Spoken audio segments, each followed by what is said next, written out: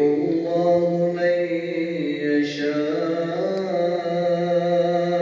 ويهدي من يشاء وهو العزيز الحكيم.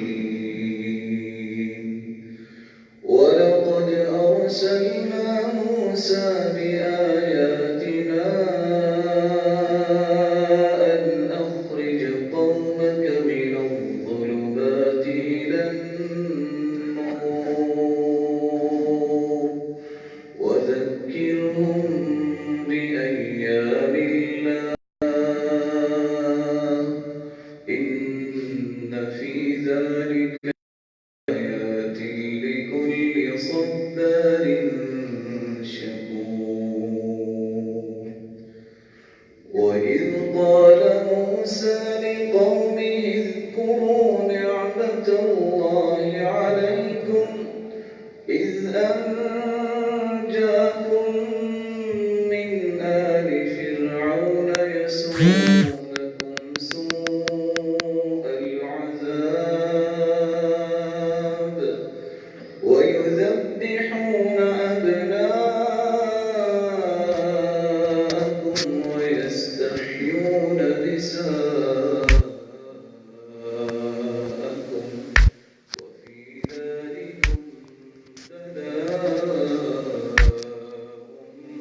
من ربكم عظيم. وإذ تأذن ربكم لئن شكرتم لأزيدنكم ولئن كفرتم إن عذابي لشديد. وقال موسى إن تكفروا أنتم ومن في الأرض جميعا فإن الله لغني حميد. ألم يأتكم نبأ الذين من قوم نوح وعاد وثمود والذين من بعدهم لا يعلمهم إلا الله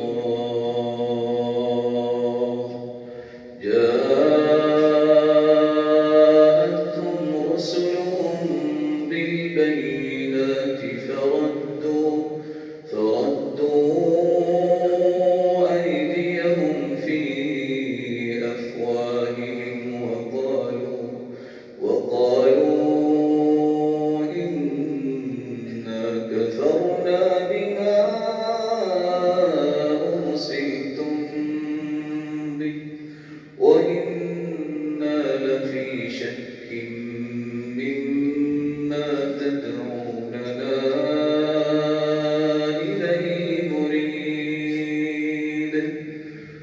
قالت رسلهم أفي الله شك فاطر السماوات والأرض يدعوكم ليغفر لكم من ذنوبكم ويؤخر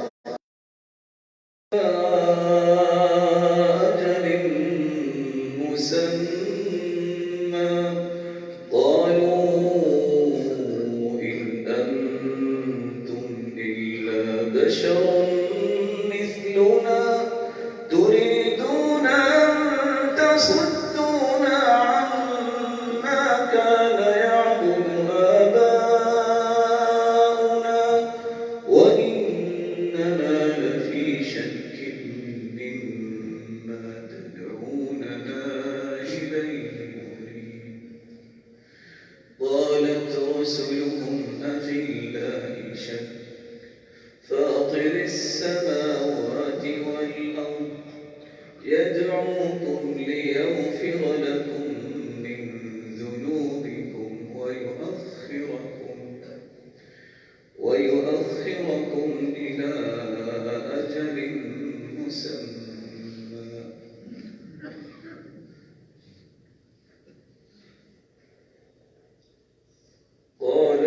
رسلهم أفي الله شك فاطر السماوات والأرض ليغفر لكم من ذنوبكم ويؤخركم إلى أجل مسمى قالوا إن أنتم إلا بشر مثلنا تريدون أن تصدونا عما كان يعبد آباؤنا فأتونا بسلطان مبين قالت لهم رسلهم إن نحن بشر مثلكم ولكن الله يمن على من يشاء وما كان لنا أن نأتيكم بسلطان إلا بإذن الله وعلى الله فليتوكل المؤمنون وما لنا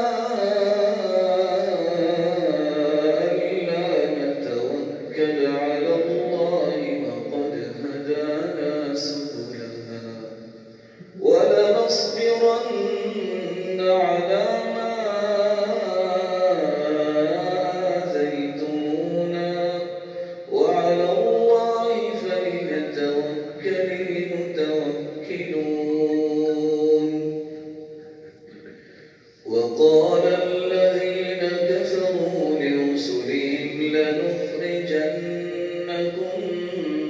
من أرضنا أو لتعودن في ملتنا فأوحى إليهم ربهم لنهلكن الظالمين ولنسكننكم الأرض من بعدهم ذلك لمن خاف مقامي وخاف وعيد واستفتحوا وخاب كل جبار عنيد من ورائه جهنم ويسقى من ماء صديد يتجرعه ولا يكاد يسيغه ويأتيه الموت من كل مكان وما هو بميت ومن ورائه عذاب غليظ مثل الذين كفروا بربهم أعمالهم اشتدت به الريح في يوم عاصف لا يقدرون مما كسبوا على شيء ذلك هو الضلال البعيد ألم تر أن الله خلق السماوات والأرض بالحق إن يشأ يذهبكم ويأتي بخلق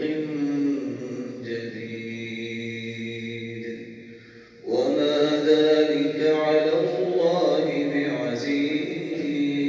بعزيز وبرزوا لله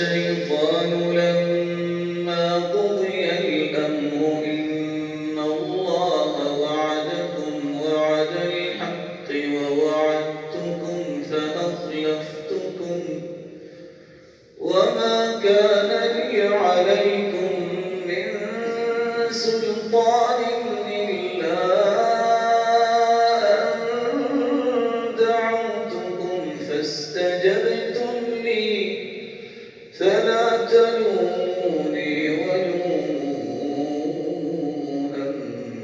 أنفسكم ما أنا بمصرخكم وما أنتم بمصرخي إني كفرت بما أشركتم قبل إن الظالمين لهم عذاب أليم وأدخل الذين آمنوا وعملوا الصالحات جنات تجري من تحتها الأنهار خالدين فيها بإذن ربهم تحيتهم فيها سلام ألم تر كيف ضرب الله مثلا كلمة طيبة كشجرة طيبة أصلها ثابت وفرعها في السماء تؤتي أكلها كل حين بإذن ربها ويضرب الله الأمثال للناس لعلهم يتذكرون ومثل كلمة خبيثة كشجرة خبيثة اجتثت من فوق الأرض ما لها من قرار يثبت الله الذين آمنوا بالقول الثابت في الحياة الدنيا وفي الآخرة ويضل الله الظالمين ويفعل الله ما يشاء ألم تر إلى الذين بدلوا نعمة الله كفرا وأحلوا قومهم دار البوار جهنم يصلونها وبئس القرار وجعلوا لله أندادا ليضلوا عن سبيله قل تمتعوا فإن مصيركم إلى النار قل لعبادي الذين آمنوا يقيموا الصلاة وينفقوا مما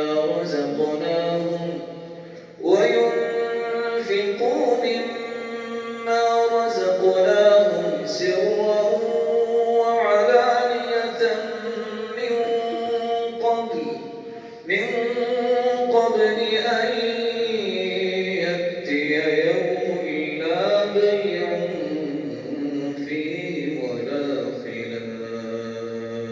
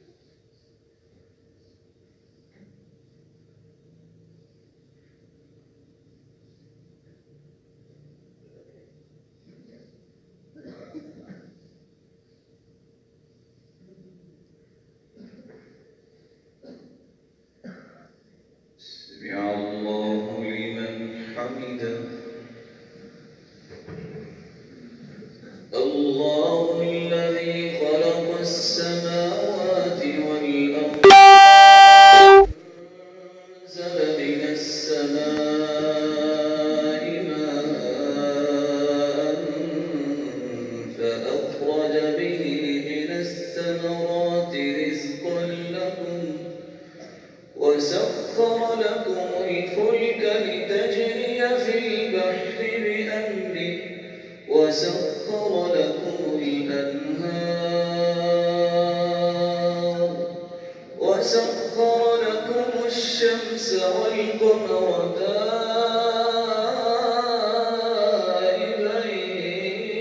دائبين وسخر لكم الليل والنهار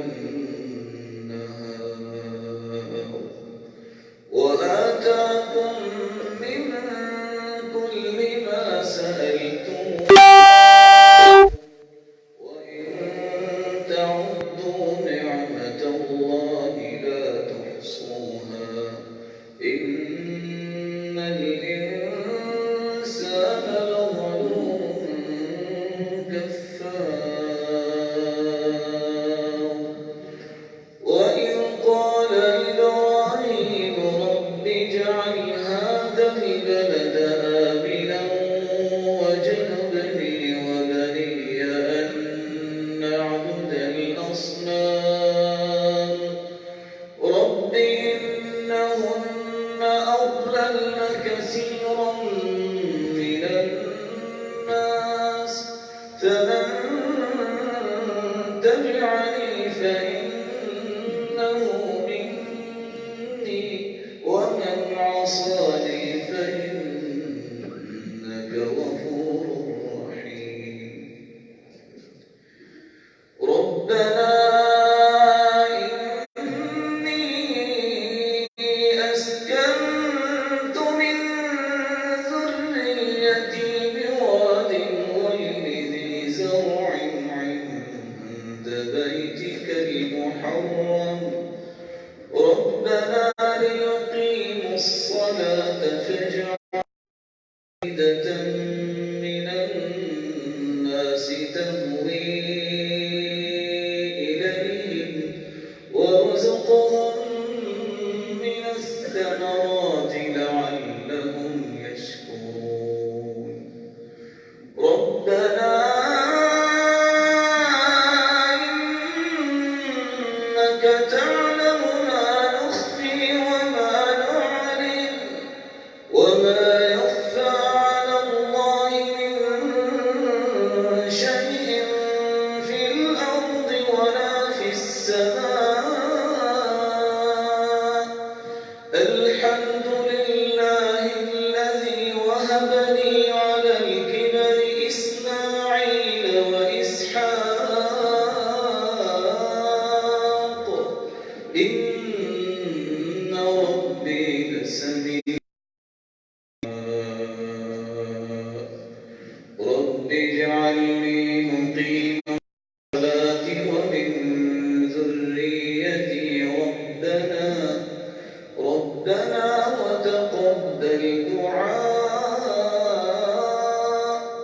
ربنا اغفر لي ولوالدي وللمؤمنين يوم يقوم الحساب ولا تحسبن الله غافلا عما يعمل الظالمون ولا تحسبن الله غافلا عما يعمل الظالمون إنما يؤخرهم ليوم تشخص فيه الأبصار مهطعين مقنعي رؤوسهم لا يرتد إليهم طرفهم وأفئدتهم هواء وأنذر الناس يوم يأتيهم العذاب فيقول الذين ظلموا ربنا أخرنا إلى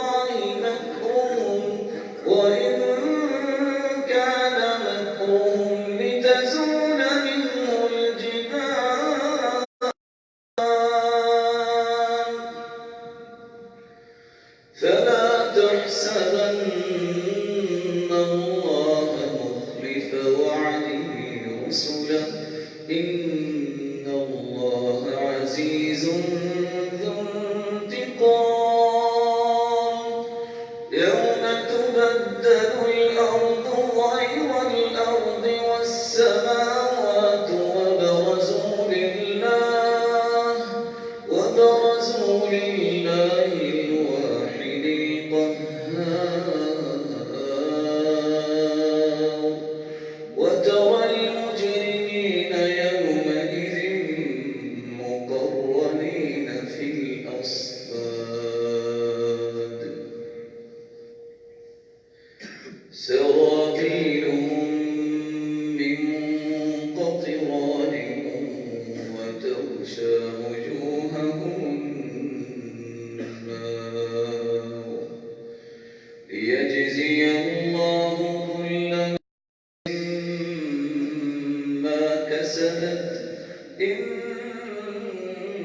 الله سريع الحساب هذا بلاغ للناس ولينذروا به وليعلموا أنما هو إله واحد وليذكر أولو الألباب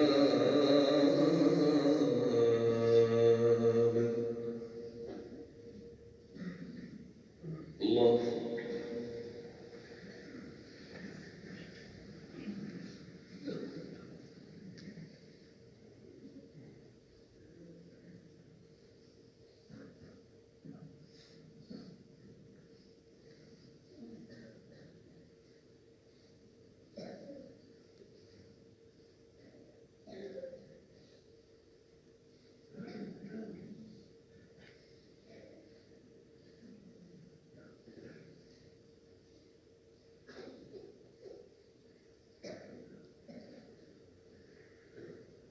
سمع الله لمن حمده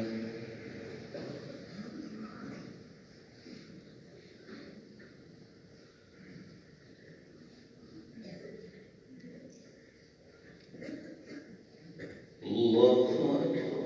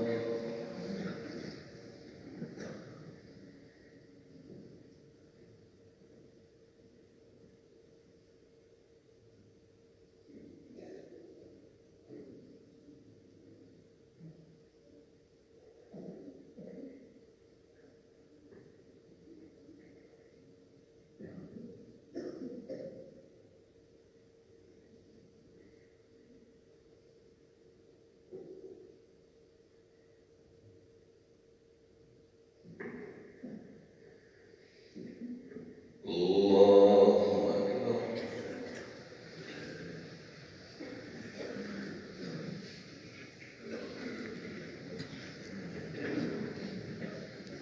الحمد لله رب العالمين الرحمن الرحيم مالك يوم الدين إياك نعبد وإياك نستعين اهدنا الصراط المستقيم صراط الذين أنعمت عليهم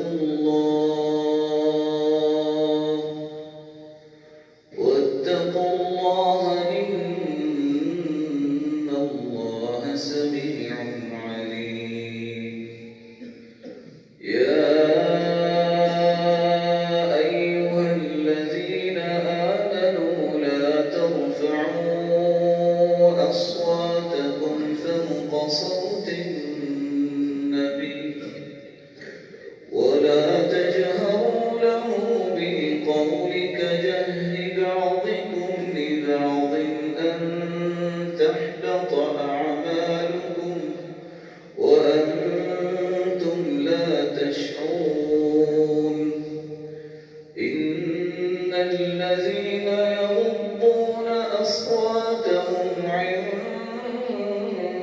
رسول الله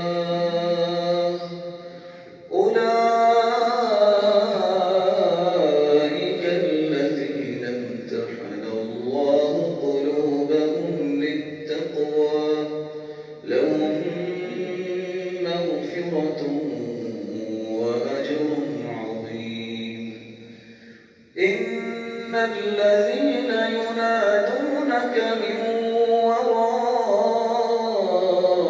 الحجرات أكثرهم لا يعقلون ولو أنهم صبروا حتى تخرج إليهم لكان خيرا لهم والله غفور رحيم يا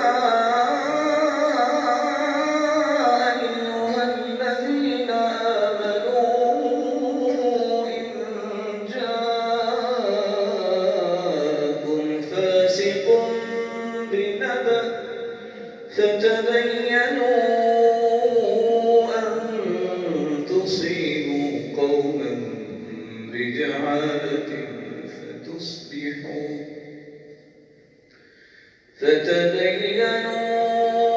أن تصيبوا قوما بجهالة فتصبحوا على ما فعلتم نادمين يا أيها الذين آمنوا إن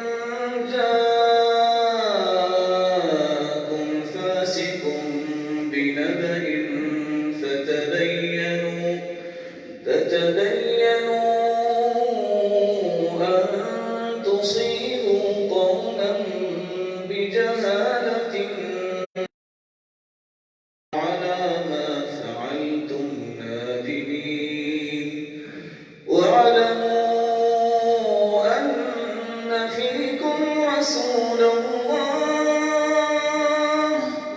لو يطيعكم في كثير من الأمر لعنتم ولكن الله حبب إليكم الإيمان وزينه في قلوبكم وكره إليكم الكفر والفسوق والعصيان أولئك هم الراشدون فضلا من الله ونعمه والله عليم حكيم وإن طائفتان من المؤمنين اقتتلوا فأصلحوا بينهما فإن بغت إحداهما على الأخرى فقاتلوا التي تبغي حتى تفيء إلى أمر الله فإن فاءت فأصلحوا بينهما بالعدل وأقسطوا إن الله يحب المقسطين إنما المؤمنون إخوة فأصلحوا بين أخويكم واتقوا الله لعلكم ترحمون يا أيها الذين آمنوا لا يسخر قوم من قوم عسى أن يكونوا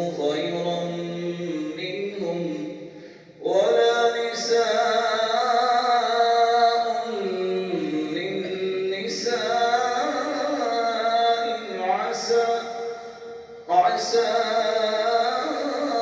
أن يكن خيرا منهن ولا تلمزوا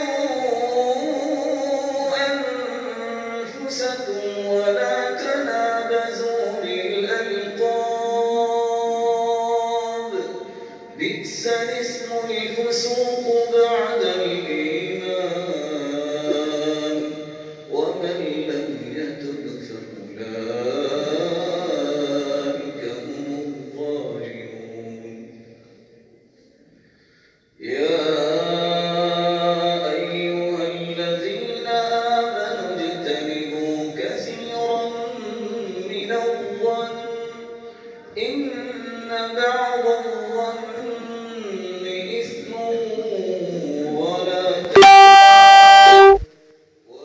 تجسسوا ولا يغتب بعضكم بعضا أيحب أحدكم أن يأكل لحم أخيه ميتا فكرهتموه واتقوا الله إن الله تواب رحيم يا أيها الناس إنا خلقناكم من ذكر وأنثى وجعلناكم شعوبا وقبائل لتعارفوا إن أكرمكم عند الله أتقاكم إن الله عليم خبير قالت الأعراب آمنا قل لم تؤمنوا ولكن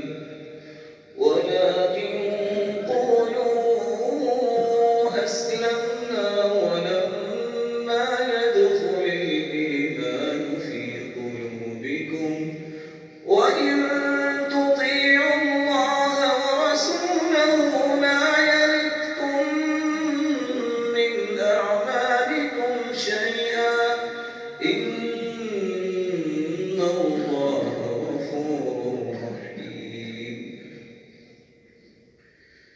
إنما المؤمنون الذين آمنوا بالله ورسوله ثم لم يرتابوا وجاهدوا بأموالهم وأنفسهم في سبيل الله أولئك هم الصادقون قل أتعلمون الله بدينكم والله يعلم ما في السماوات وما في الأرض والله بكل شيء عليم يمنون عليك أن أسلموا قل لا تمنوا علي إسلامكم بل الله يمن عليكم أن هداكم للإيمان إن كنتم صادقين إن الله يعلم غيب السماوات والأرض والله بصير بما تعملون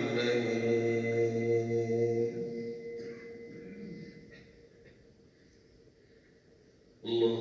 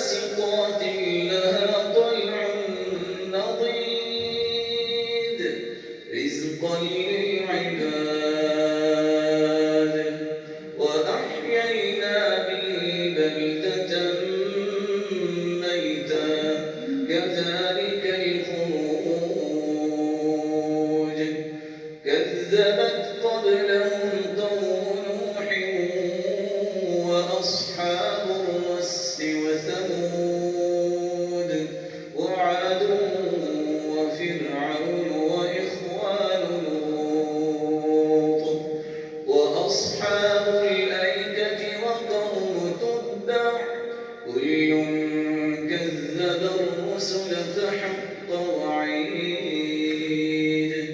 أفعينا بالخلق الأول بل هم في لبس من خلق جديد ولقد خلقنا الإنسان ونعلم ما توسوس به نفسه ونحن أقرب إليه من حبل الوريد إذ يتلقى المتلقيان عن اليمين وعن الشمال قعيد ما يلفظ من قول إلا لديه رقيب عتيد وجاءت سكرة الموت بالحق ذلك ما كنت منه تحيد ونفخ في الصور ذلك يوم الوعيد وجاءت كل نفس معها سائق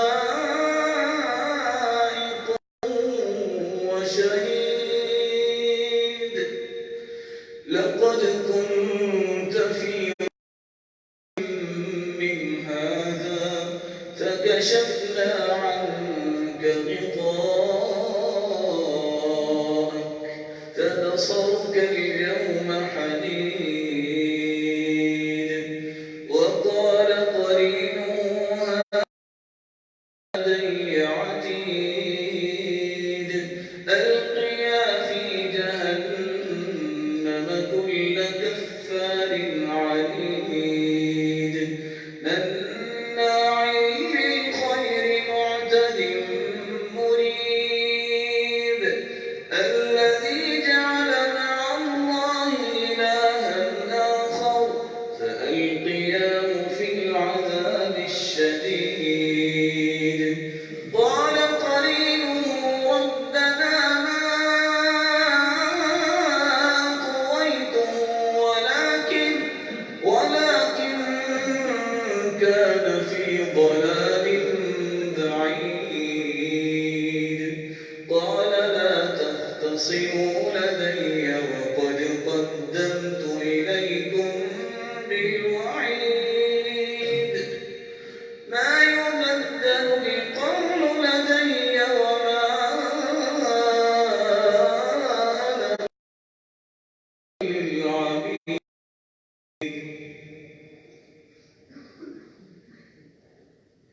ما يبدل القول لدي وما أنا بظلام للعبيد يوم نقول لجهنم هل امتلأت وتقول هل من مزيد وأزلفت الجنة للمتقين غير بعيد هذا ما توعدون لكل أواب حفيظ من خشي الرحمن بالغيب وجاء بقلب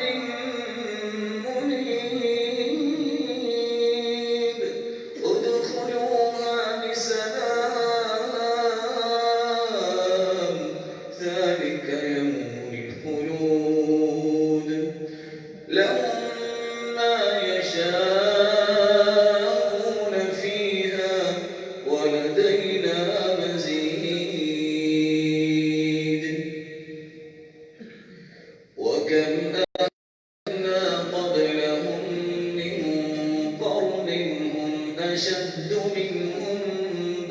يغشى فنقروا في البلاد هل من محيص إن في ذلك لذكرى لمن كان له قلب أو ألقى السمع وهو شهيد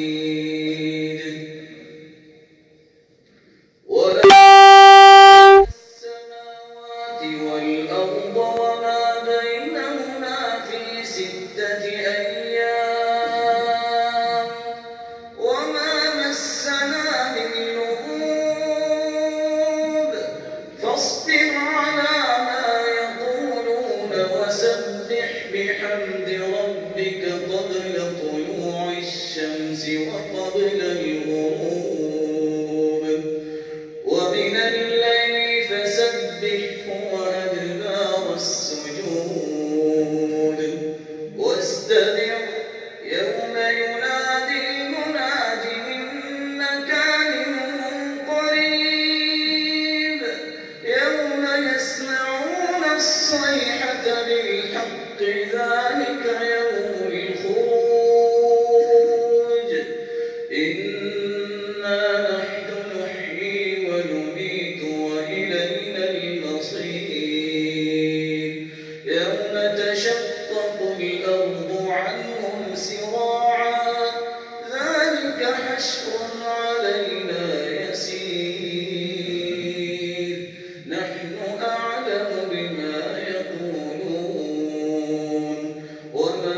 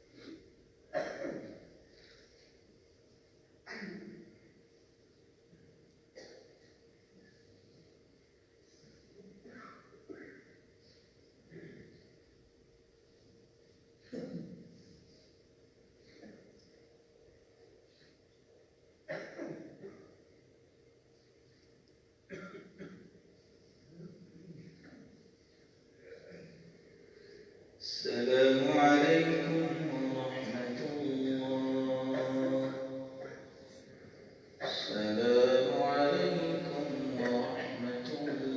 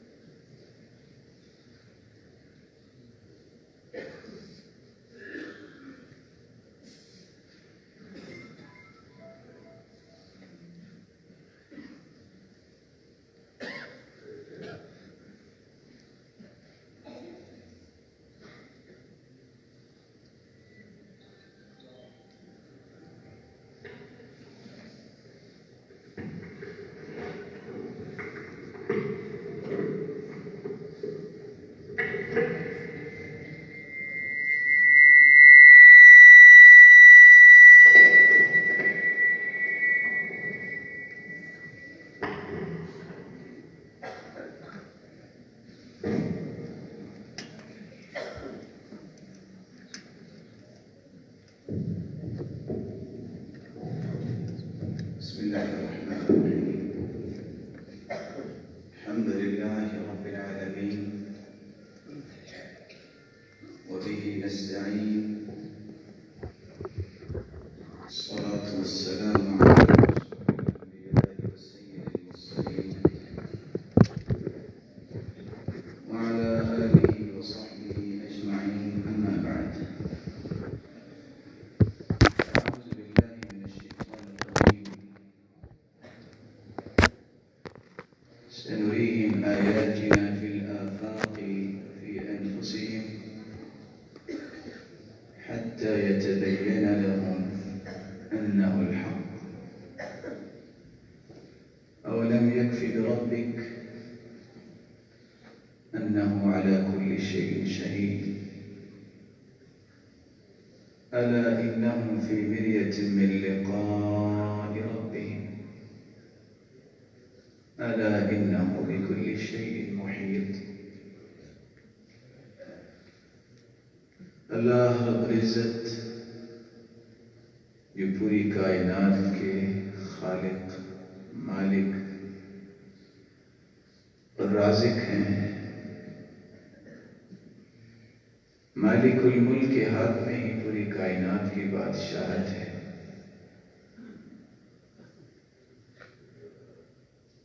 اس کی بادشاہی اس قدر عظمت والی بادشاہی ہے. تبارک الذی بیدہ الملک وہو علی کل شیء قدیر. پوری کائنات کی بادشاہت اس کے ہاتھ میں ہے. وہی مالک ہے، وہی ملیک ہے. پوری کائنات اسی کی سلطنت ہے اور وہ ہر چیز پر قادر ہے. روشنی کو اندھیرے میں بدل دینا، اندھیرے سے روشنی نکالنا، یہ اسی کا کام ہے. یخرج الحی من المیت ویخرج المیت من الحی ویحیی الارض بعد موتها. زندے کو مردے سے نکالنا اور مردے کو زندہ سے نکالنا اور مارنے کے بعد دوبارہ زندہ کرنا، یہ اسی کی شان کے لائق ہے. اللہ تعالیٰ کی کائنات میں بہت ساری نشانیاں ہیں. ان نشانیوں میں سے اللہ ذوالجلال نے سورج اور چاند کو بھی اپنی بادشاہت کی نشانی بنائی. رسول اکرم صلی اللہ علیہ وآلہ وسلم اس لیے فرمایا کرتے تھے، ان الشمس والقمر آیتان من آیات اللہ. اس سورج اور چاند یہ اللہ کی نشانیوں میں سے دو نشانیاں ہیں. لا ينخسفان لموت احد ولا لحیاته. اس کی روشنی کو جب اللہ لے جاتے ہیں، خسوف یا کسوف ہوتا ہے، تو یہ کسی کی موت کی وجہ سے نہیں ہوتا، نہ کسی کی پیدائش کی وجہ سے ہوتا ہے۔ یہ تو اللہ عز و جلال جھنجھوڑنے کے لیے اپنی مخلوق کو اس طرح کی نشانیاں دکھاتے ہیں کہ ایک سورج دنیا کی زندگی جس کی مرہون منت اللہ نے بنا دی ہے، روشنی نہ ہو، یہ حرارت نہ ہو، زندگی کیسے بچے گی؟ لیکن اس سورج کی روشنی کو بھی اللہ تعالیٰ ختم کرنے پہ قادر ہے۔ رسول اللہ صلی اللہ علیہ وآلہ وسلم نے جب آپ کے زمانے میں چاند گرہن لگا، سورج گرہن لگا، تو آپ صلی اللہ علیہ وآلہ وسلم نے کس انداز سے اس موقع پہ امت کو تعلیم دی۔ آپ صلی اللہ علیہ وسلم کو جب یہ معلوم ہوا، یہ جر رداءہ، اپنی چادر کو گھسیٹتے ہوئے مسجد کی طرف آئے، اور روایت کے الفاظ بھی ہیں، جب اس طرح کی کیفیت پیدا ہو جائے فَافْزَعُوا إِلَى الْمَسَاجِدِ، تو دوڑ کے مسجدوں کی طرف آ جائے۔ بعض روایات تو یہ بتاتی ہے کہ آپ صلی اللہ علیہ وسلم اس عجلت سے، اس خوف سے گھر سے نکلے کہ آپ کو یہ خیال نہیں رہا کہ میں کون سی چادر لے کے جا رہا ہوں۔ امہات المؤمنین نے ان کو پھر دوسری چادر پہنچائی، اور آپ صلی اللہ علیہ وسلم نے صحابہ کرام کو نماز پڑھائی۔ نماز دنیا جہان کی ہر مصیبت کا علاج ہے۔ آپ نے لمبا قیام کیا، سورۃ البقرہ جتنا، پھر آپ نے لمبا رکوع کیا، پھر آپ نے اپنا سر مبارک اٹھایا، آپ نے پھر قرات شروع کر دی، پھر آپ نے لمبا رکوع کیا جو پہلے سے چھوٹا تھا، پھر آپ کھڑے ہوئے، اپنا سر مبارک اٹھائے، اور پھر لمبے دو سجدے کیے، دوسری رکعت بھی ایسے ہی پڑھی۔ اور سنت یہ ہے حتی ینجلی، جب تک کیفیت ٹھیک نہ ہو جائے تو تم اللہ کے سامنے نماز پڑھو۔ رسول اکرم صلی اللہ علیہ وآلہ وسلم نے چاند یا سورج گرہن کے وقت کچھ کاموں کا حکم دیا ہے۔ سب سے پہلا کام جو ایک مسلمان کو کرنا چاہیے، فَافْزَعُوا إِلَى الصَّلَاةِ، نماز کی طرف دوڑو، نماز کی طرف لوٹ کے آؤ۔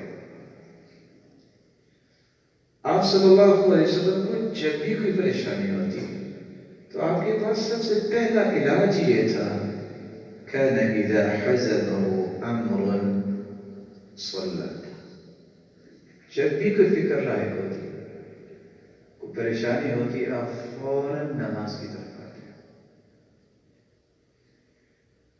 یاد کیجئے ابراہیم علیہ السلام کے اس قصے کو، جب وہ اپنی بیوی سارہ کو لے کے جا رہے تھے،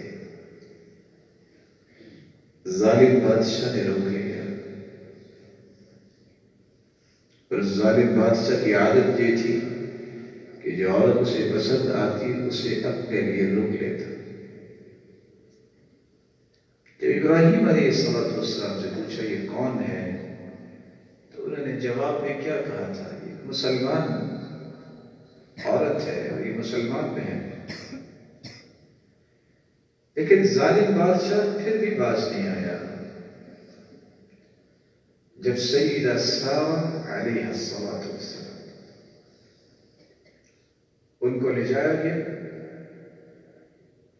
تو ابراہیم ابراہیم علیہ السلام نے جو سب سے پہلا کام کیا، فوراً اللہ کے سامنے کھڑے ہو گئے اور نماز شروع کر دی۔ روایات بتاتی ہیں کہ کس پاکیزہ گھرانے کی اللہ نے حفاظت کرنی تھی، بادشاہ جو ہی اپنا ہاتھ آگے بڑھاتا اس کا ہاتھ شل ہو جاتا۔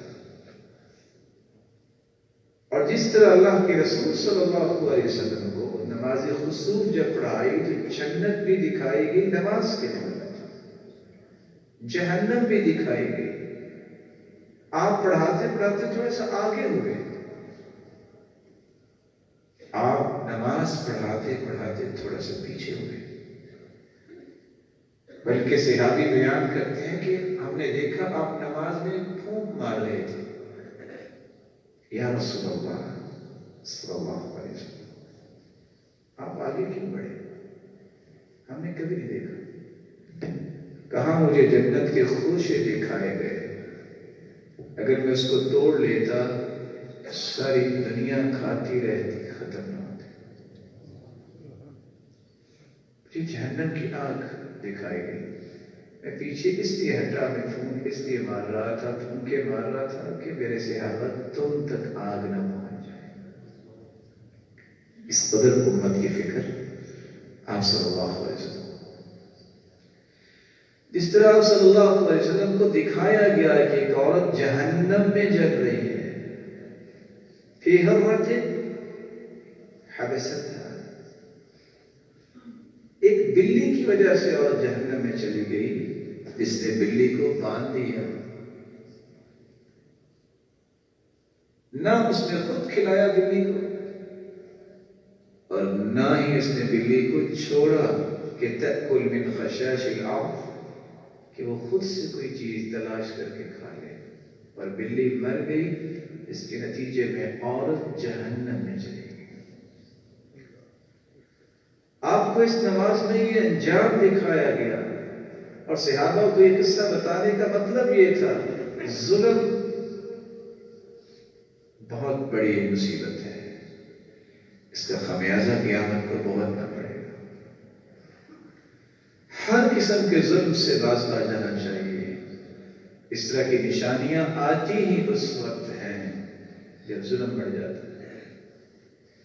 ایک ظلم ہے جو میں اور آپ اپنی جان پہ کرتے ہیں کہ ہم اللہ کی نافرمانی کرتے ہیں، اپنی جان پہ بھی ظلم نہیں کرنا چاہیے۔ لقمان حکیم نے کہا تھا بیٹے سے، بیٹا اگر تمہیں گناہ کرنے کا جی چاہے تو کر لینا، لیکن بیٹا اتنا گناہ کرنا جتنا تمہارے جسم میں سزا سہنے کی طاقت ہے۔ کون سزائیں سہ سکتا ہے قیامت کے دن؟ زدناہم عذابا فوق العذاب، اللہ فرماتے ہیں قیامت کے دن ہم عذاب پہ عذاب بڑھائیں گے۔ زیدوا عقارب، ناقرین اور شارحین کیا کہتے ہیں؟ آواز آئے گی زیدوا عقارب، ان پہ بچھو چھوڑ دیے جائیں۔ اور بچھو کتنا بڑا ہوگا؟ انیابھا کالنخل الطوال، جس طرح کھجور کا تنا ہوتا ہے اتنا اس بچھو کا ڈنگ ہوگا۔ اپنی جان پہ بھی ظلم کرنے سے باز آ جانا چاہیے، دوسرے لوگوں پر ظلم کرنے سے باز آنا چاہیے۔ ظلم حدیث میں آتا ہے، رسول اللہ صلی اللہ علیہ وسلم نے فرمایا، من ظلم قید شبر من الارض، قید الشبر، بلش کے برابر، اس کا اندازہ میں تو نہیں بیان کر سکتا، شبر، ایک بلش کے برابر کسی نے ظلم کرتے ہوئے کسی کی زمین ہتھیاری، ساتوں آسمانوں کا طوق قیامت کے دن اس کے گلے میں ڈال دیا جائے اور ساتوں زمینوں کے نیچے دھنسا دیا جائے۔ کسی کو مارنا، کسی کا مال ہڑپ کرنا، کسی کو حقیر سمجھنا، کسی دوسرے پر ظلم کرنا جائز نہیں ہے۔ اور سب سے بڑا ظلم یہ ہے کہ کوئی مشرک بن جائے، ان الشرک لظلم عظیم، سب سے بڑا ظلم یہ ہے کہ انسان اللہ کے سوا کسی کو بگڑی بنانے والا سمجھے، اولاد دینے والا سمجھے، نیازیں پوری کرنے والا سمجھے، یہ سب سے بڑا شرک ہے، سب سے بڑا ظلم ہے۔ اللہ تعالیٰ ہمیں ظلم سے محفوظ کرے۔ جس طرح اللہ کے رسول صلی اللہ علیہ وسلم کو عمرو بن لحی دکھایا گیا ہے، عمرو بن لحی جر قصبہ فی النار، انتڑیاں اس کی باہر ہے اور جہنم میں ان کو کسیٹتا پھرتا ہے۔ یہ وہ ظالم تھا عمرو بن لحی، اول من سیب السوائب، جس نے شرک شروع کیا تھا۔ اس لیے مشرک کے لیے بہت ساری وعیدیں آئی ہیں۔ جب شرک معاشرے میں بڑھ جاتا ہے تو پھر اللہ نشانیاں دکھاتے ہیں۔ وہاں بنو دعدع خاندان کے ایک شخص کو دکھایا جس نے کھوٹی بنائی ہوئی تھی، حاجیوں کے سامان کو کھینچتا، اگر وہ حاجی دیکھ لیتا تو کہتا بس الجھ گئی ہے میری کھوٹی، مجھے پتہ نہیں چلا۔ اور اگر حاجیوں کو پتہ نہ چلتا تو اس کھوٹی سے لگا ہوا جو سامان میں چوری کر لیتا۔ یہ فراڈ کرنے والے، یہ دھوکے کرنے والے، یہ اپنے آپ کو شطار کہنے والے، ان کے لیے اللہ کے رسول نے وعید سنائی ہے۔ جب معاشرے کے اندر فراڈ زیادہ ہو جاتا ہے تو پھر اللہ اس طرح کی نشانیاں دکھاتے ہیں۔ تو آپ صلی اللہ علیہ وسلم کو نماز میں یہ سب کچھ دکھایا گیا۔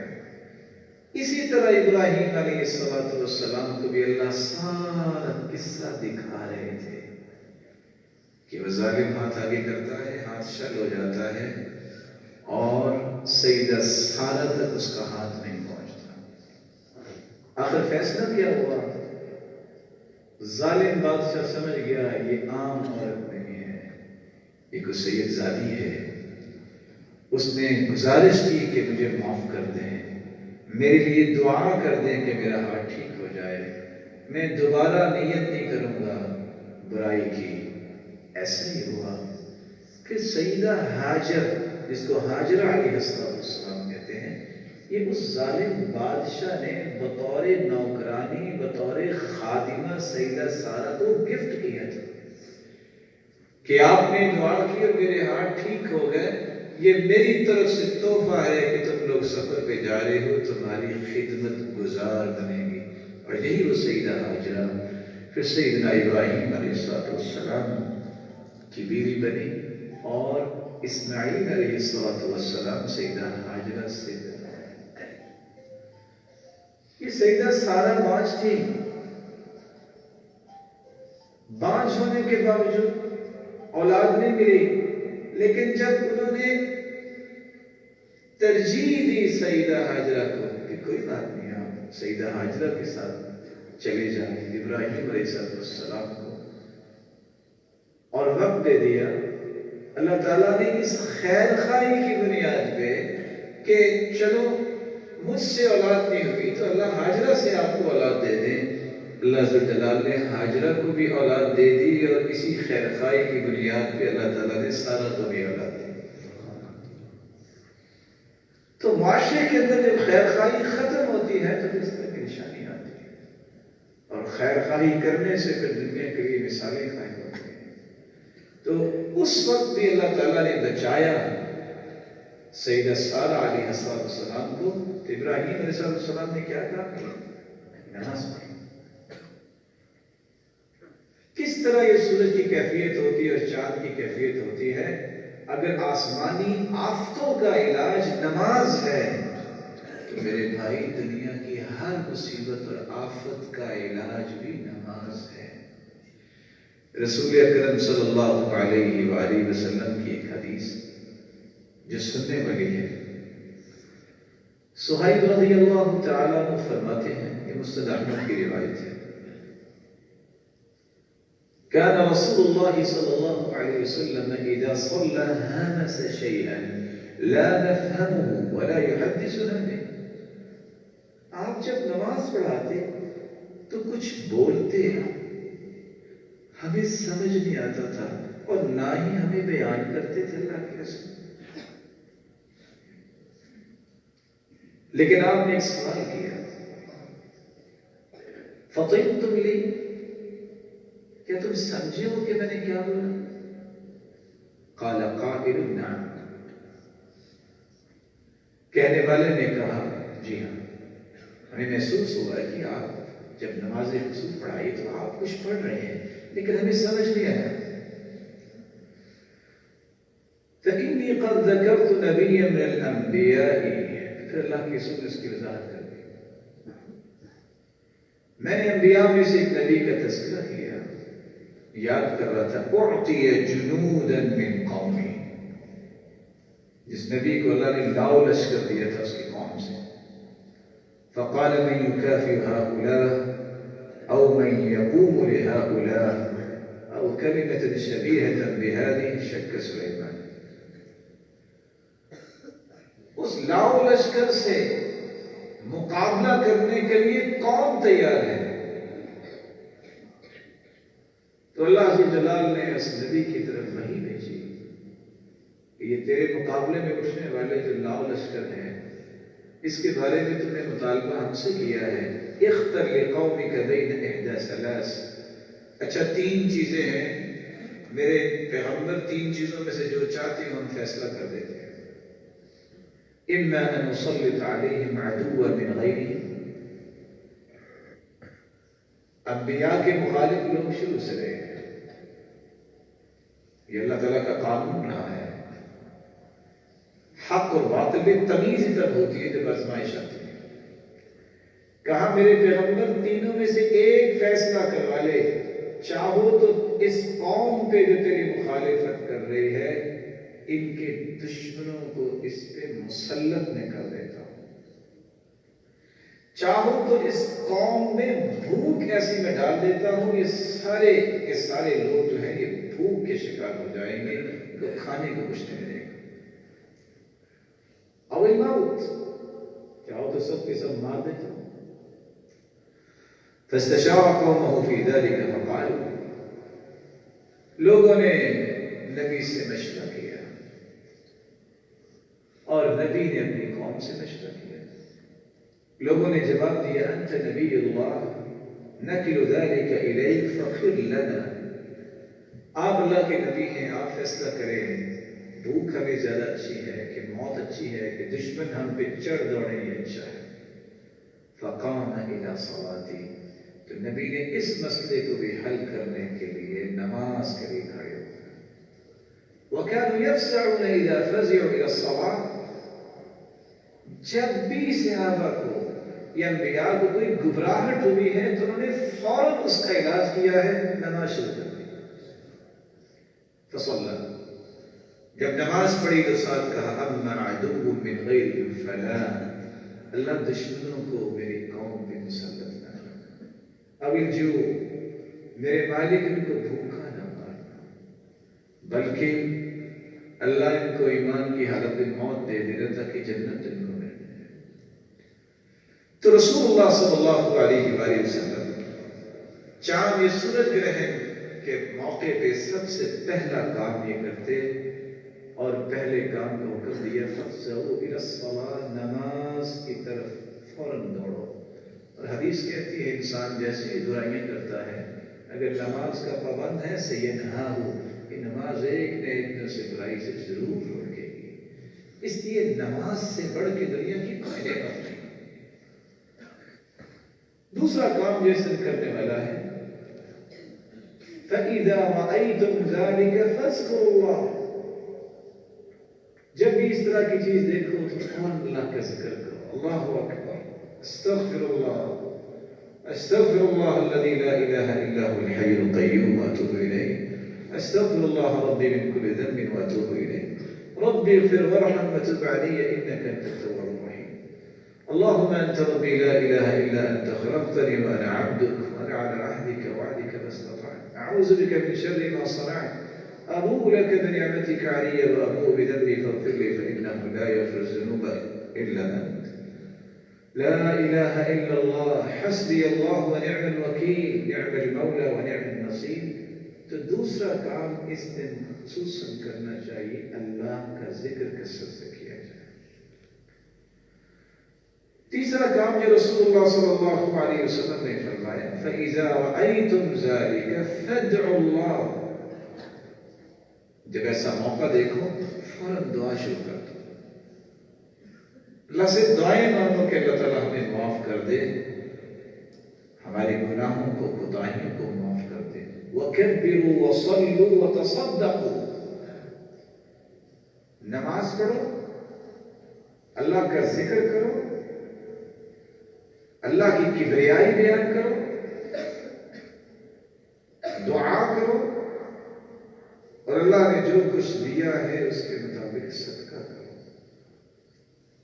رسول اکرم صلی اللہ علیہ وآلہ وسلم نے چھٹا کام جو سمجھایا ہے، لقد امر النبی صلی اللہ علیہ وسلم بالعتاقہ فی کسوف الشمس،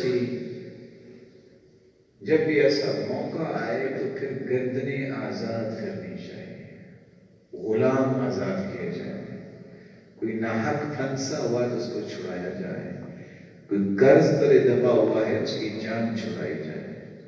اور آپ صلی اللہ علیہ وآلہ وسلم نے ساتواں کام یہ بیان کیا، ثم امرهم ان يتعوذوا من عذاب القبر، قبر کے عذاب سے اللہ کی پناہ طلب کرنی چاہیے۔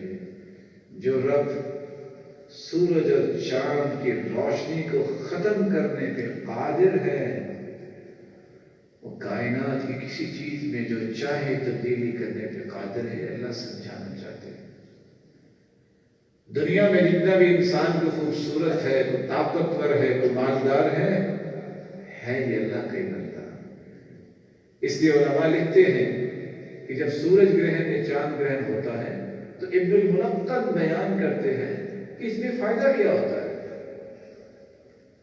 پہلی بات سمجھنے والی ہوتی ہے کہ سورج چاند بھی اللہ کی مخلوق ہے، ہم بھی اللہ کی مخلوق ہیں۔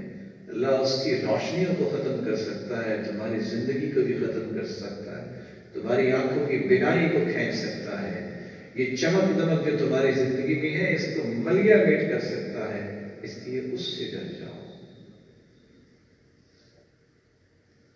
اللہ تعالیٰ یہ بھی سمجھانا چاہتے ہیں کہ جس طرح سورج اور چاند کی روشنی کو اللہ کھینچ لیتے ہیں دوبارہ پھر لے آئیں گے، تو اللہ سمجھانا چاہتے ہیں تمہیں موت آنی ہے اور دوبارہ زندہ بھی اللہ کریں گے، اس لیے جو دوبارہ زندگی ملنی ہے اس کی تیاری کر لو۔ یہ تو وقتی زندگی ہے، چند سالوں کی، ایک ایسی زندگی بھی آنے والی ہے جو نہ ختم ہونے والی ہے۔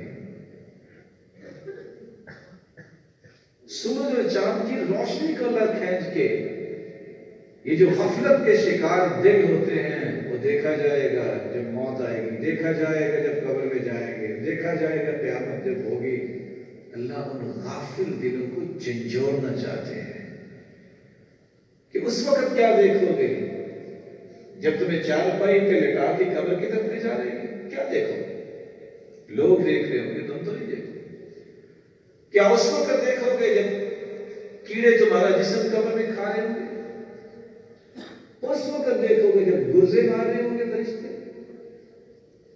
کب دیکھو گے جب جہنم میں قیامت کے دن عمل نہ کیا، اسی پہ فوت ہو گئے تو اللہ منہ سے ڈالیں گے 70 ہاتھ جو ہے زنجیر اور پشت سے نکالیں گے اور آگ میں تپائیں گے، اس وقت دیکھو گے۔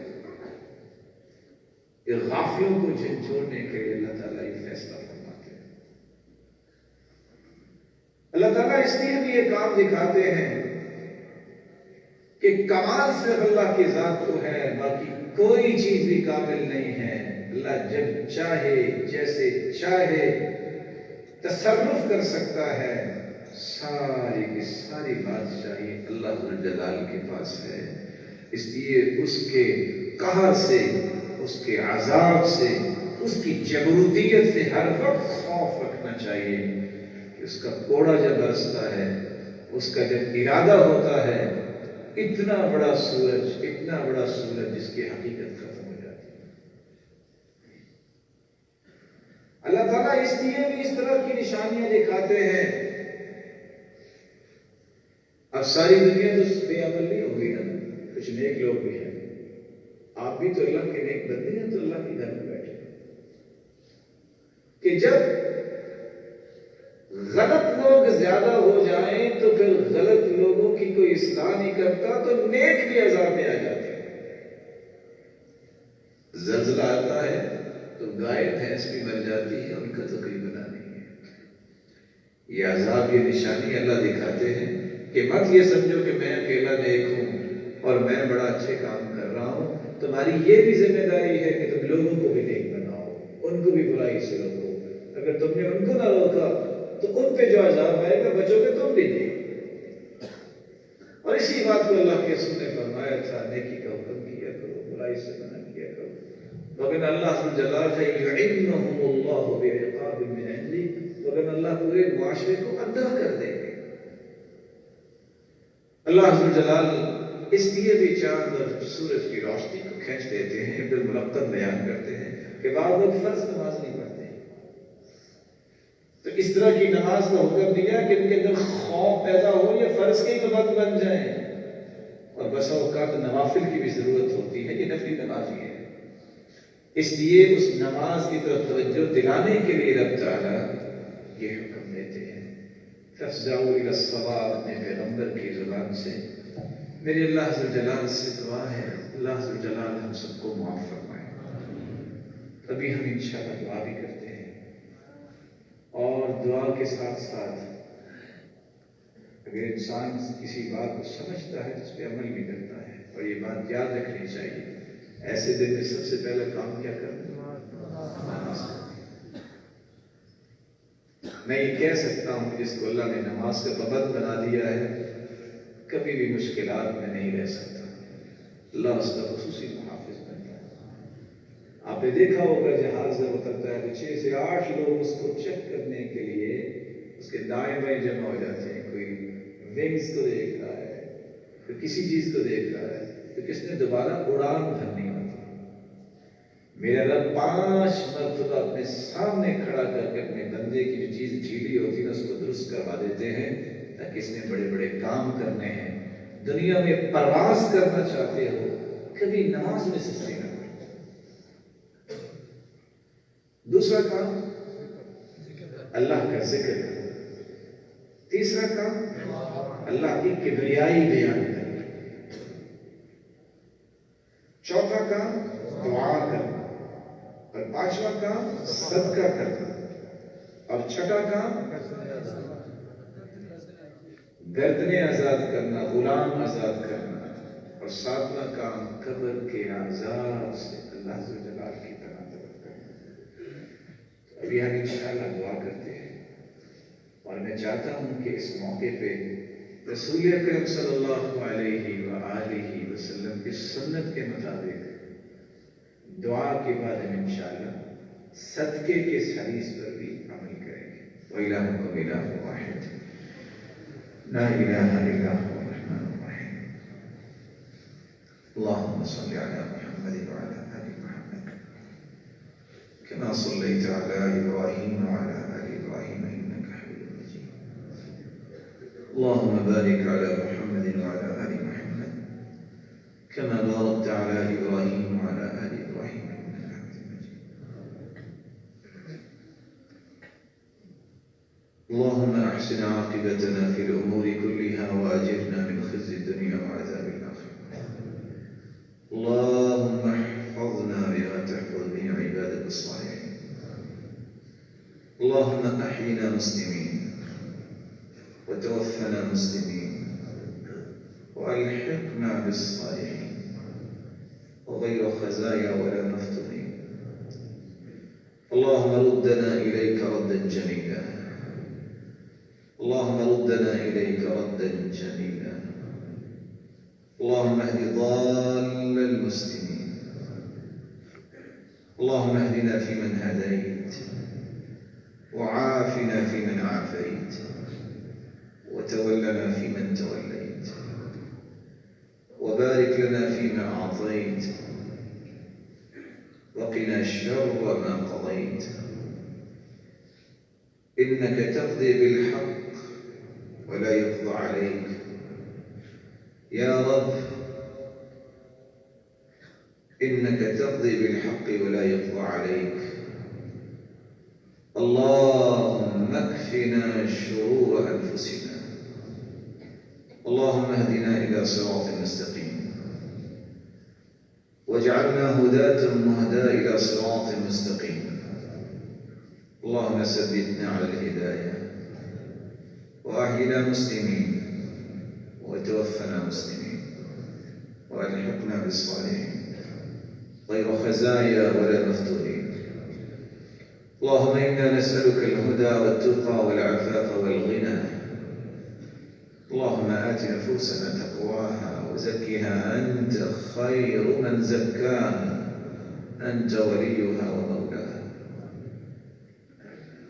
اللهم استعملنا في خير واستعملنا للخير، خذ بناصيتنا إلى كل خير، وجنبنا من البلايا والفواحش والفتن ما ظهر منها وما بطن، والإثم والبغي بغير الحق وأن نشرك بك شيئا. اللهم أصلح نياتنا وذرياتنا. اللهم أخلص نياتنا.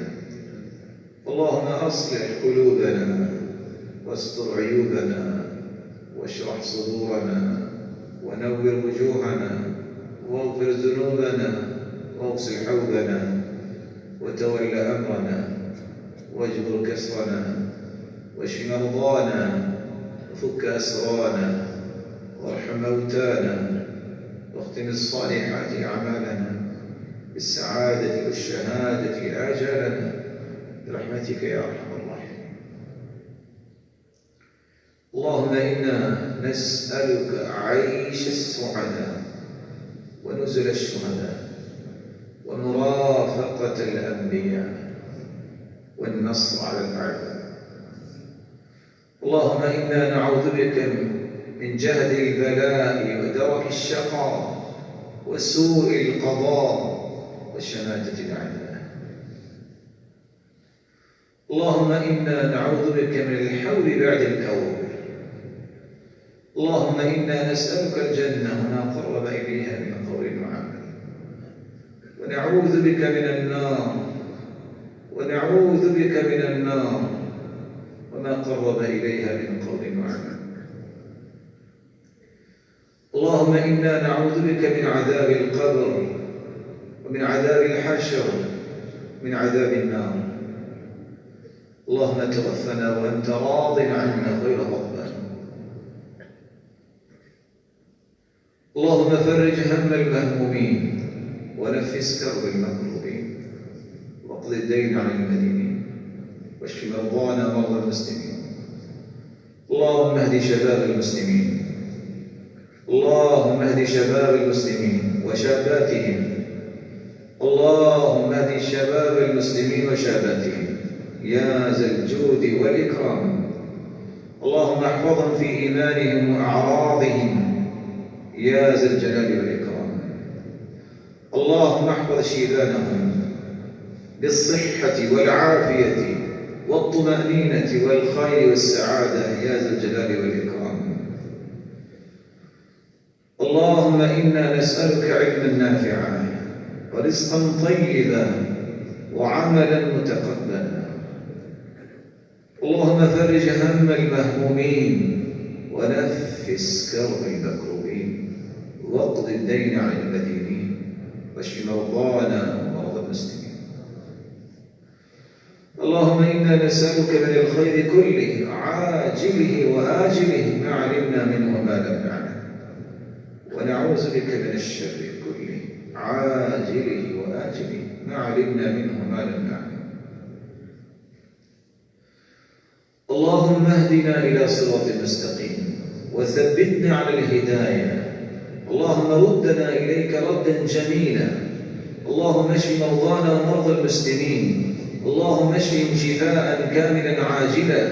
اللهم ألبسهم لباس الصحة والعافية وردهم إلى بيوتهم سالمين غانمين. اللهم ارحم موتاهم. اللهم ارحم المؤمنين والمؤمنات والمسلمين والمسلمات الأحياء منهم والأموات يا سامع الصوت ويا سابق الفوت.